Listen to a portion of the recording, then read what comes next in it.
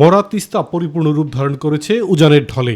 সর্বনাশা তিস্তার বুকে পানি বাড়লে দুঃখের শেষ থাকে না নদী পাড়ের মানুষের। বর্ষার শুরুতেই তিস্তায় পানি বৃদ্ধি পাওয়ায় নদী তীরবর্তী নিম্নাঞ্চল ও চরাঞ্চলের মানুষের মাঝে দেখা দিয়েছে বন্যা আতঙ্ক। পানিতে তলিয়ে গেছে উঠতি ফসল, গবাদি পশু ও ঘরবাড়িতে পানি ওঠায় বিপাকে তিস্তা পাড়ের হাজারো মানুষ।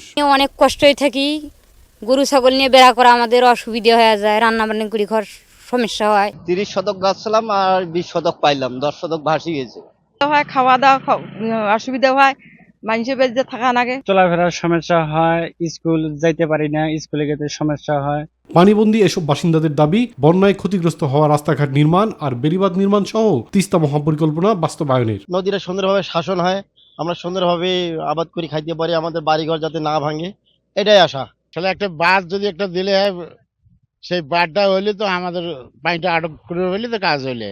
মাননীয় প্রধানমন্ত্রীর কাছে আমাদের দাবি, আমাদের নদীর কাজটা করে দিলে আমরা খুব শান্তিতে থাকবো। পানি উন্নয়ন বোর্ড জানিয়েছে তিস্তা নদীর কাউনিয়া পয়েন্টে বন্যার পানি গত 24 ঘন্টায় 15 সেন্টিমিটার বিপদসীমার উপর দিয়ে প্রবাহিত হচ্ছে। তিস্তা ব্যারেজ পয়েন্টের 44টি জল কপাট খুলে দেওয়া হয়েছে, ফলে আগামী 24 ঘন্টার মধ্যে তিস্তার পানি কমতে শুরু করবে।